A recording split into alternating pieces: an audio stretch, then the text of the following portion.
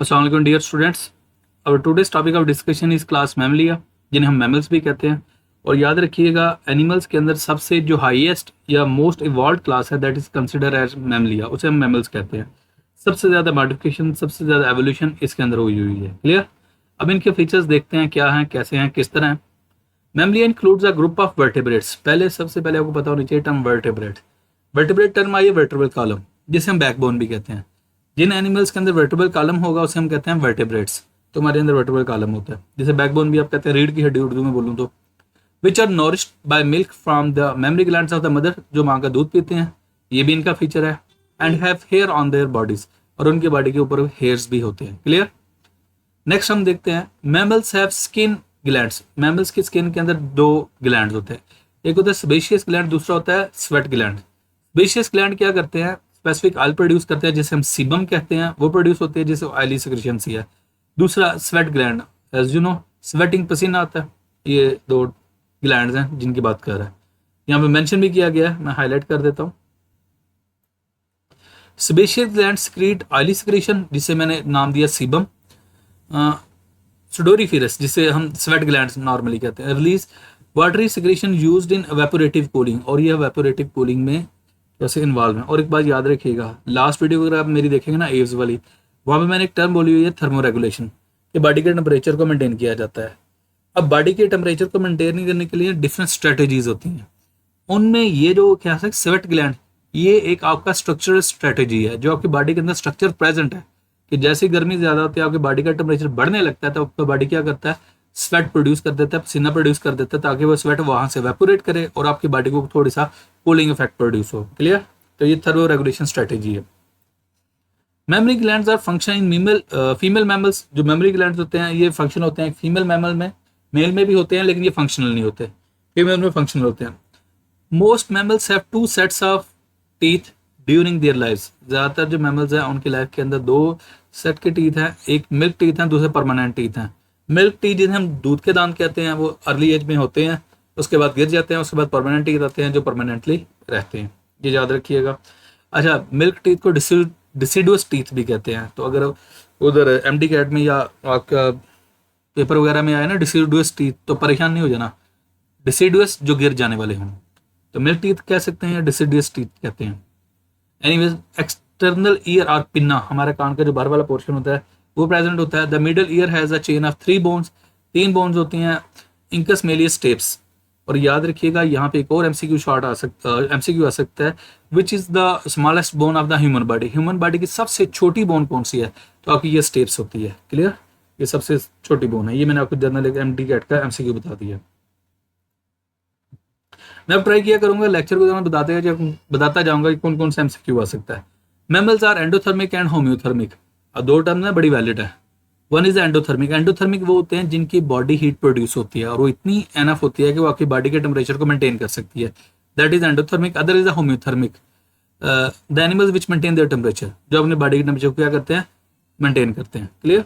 Next, they possess 4 chambered heart. इनका 4 chambered heart है, 2 atria 2 ventricle. They have a thick muscular diaphragm. अब आपको question आ जाएगा diaphragm क्या चीज है। ये स्टेटमेंट मैं बोलूंगा, ये डेफिनेशन लिख लीजिएगा। It is a thick muscular sheet present below the lungs and it separates the thoracic cavity from abdominal cavity. मैं स्टेटमेंट दोबारा बोल देता हूँ। Thick muscular sheet present below the lungs which separates the thoracic cavity from abdominal cavity. क्या है, कैसे है, आपको दिखाता हूँ।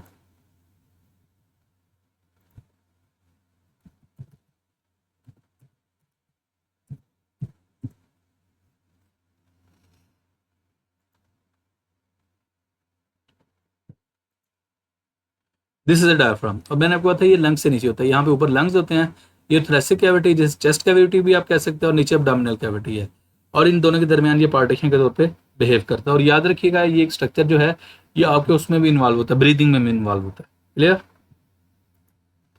एनीवेज, नेक्स्ट देखते हैं।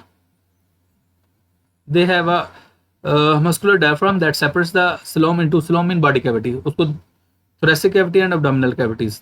क्लियर। तो अगर आपको स्लोम याद हो तो ये जो चैप्टर स्टार्ट हो रहे थे मैंने 3 टर्म्स आपको बोली थी, acoelomate, pseudocoelomate and coelomate. Acoelomate we do not have coelom, coelom का वैसे मतलब होता है body cavity. Pseudocoelomate which have फास्ट सिलोम। फिर मैं तीसरी टर्म बोली थी coelomate which have true coelom. तो सिलोम का मतलब ही क्या होता है, बॉडी कैविटी। हमारी बॉडी कैविटी दो पोर्शन में डिवाइडेड है, एक थोरेसिक कैविटी, दूसरी क्या है, एब्डोमिनल कैविटी। और उन दोनों के दरमियान कौन प्रेजेंट है, डायफ्राम है। Clear. They have well developed voice operators in the form of larynx. इनका लेरिंक्स होता है, उसमें वोकल कॉर्ड्स होते हैं और वो वाइब्रेट करते हैं, तो इस वजह से हमारी क्या हो सकते हैं, आवाज वगैरह प्रोड्यूस होती है। एंड एपिग्लॉटिस, तो एपिग्लॉटिस आपको पता है this is a flap like structure present on the glottis. ये एक फ्लैप लाइक स्ट्रक्चर होता है जो ग्लॉटिस के ऊपर प्रेजेंट होता है। And it prevents the entry of food into the trachea. ये ट्रेकिया के अंदर फूड को एंटर नहीं होने देता ड्यूरिंग द स्वेलिंग। जब आप खाना खा रहे होते हो, निगल रहे होते हो, तो एपिग्लॉटिस क्या करता है, जो एंट्री ऑफ फूड होती है ना, उसको प्रिवेंट करता है ताकि वो कैसे उसमें ना जाए, ट्रेकिया में ना जाए। In mammals fertilization is internal. इनमें फर्टिलाइजेशन इंटरनल होती है। There are 3 groups of mammals. 3 groups हैं, देखते हैं कौन से हैं। Most mammals are placental mammals which have the placenta. अब प्लेसेंटा के आगे मैं जाके डिटेल में बता दूंगा। Give birth to young ones, they are viviparous. वही बात जो मैंने पहले बोली थी, ये क्या करते हैं, बच्चे देते हैं। सम मैमल्स ले एग्स, उन्हें हम, कुछ बाद ऐसे मैमल्स हैं जो एग्स भी देते हैं, उन्हें हम नाम देते हैं सो आर ओविपेरस, उन्हें हम नाम दे देते हैं oviparous. While some marsupials which have the marsupium. अब मार्सुपियम क्या है मैं आगे डिटेल में बताऊंगा। सबसे पहले हम शो करते हैं, बात करते हैं एग लेइंग मैमल्स की। In egg laying mammals lay eggs, ये क्या करते हैं, एग्स ले करते हैं। In which whole development of their embryo proceeds. और एम्ब्रियो क्या है, एम्ब्रियो टर्म को हम डिफाइन पता क्या करते हैं, developing zygote is called as embryo. ये स्टेटमेंट याद रखिएगा। ये जो मैंने स्टेटमेंट बोली है ना, developing zygote is called as the embryo, और ये स्टेटमेंट प्लांट्स में, एनिमल्स में हर जगह पे एप्लीकेबल है। ये डेफिनेशन कहीं भी चल जाएगी। These mammals are found in Australia, ज़्यादा ऑस्ट्रेलिया में पाए जाते हैं, हमारे यहाँ के लोकल नहीं है। डॉकबिल प्लेटिपस एंड एकिडना है। क्लियर, ये डॉकबिल प्लेटिपस है।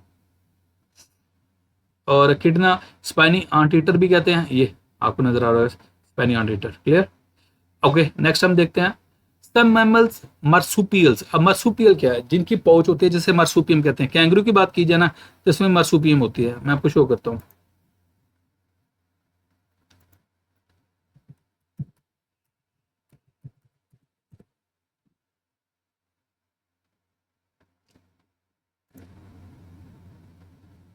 ये कैंगरू को देखें, उसके बैली के आगे यहाँ पे एक पाउच है जिसमें उसका क्या हो सकते हैं, ऑफस्प्रिंग क्या हो सकता है, कैरी कर रही है। इसको हम कहते हैं मार्सुपियम। इसी वजह से इनको हम नाम देते हैं marsupial. Anyways, have a pouch on the abdomen of the female. These mammals give birth to immature young ones which complete the development in mother's pouch. वो क्या हो सकता है, जो यंग वन को बर्थ देते हैं ना, वो इमेच्योर होता है और वो उनकी मदर की क्या हो सकते हैं, मार्सुपियम के अंदर डेवलप करते हैं। They are called as oviparous. अच्छा, मैं यहाँ पे थोड़ा सा डिसएग्री करता हूँ आपकी बुक से। मैं आपको शो करता हूँ ओविपेरस का असल डेफिनेशन क्या है।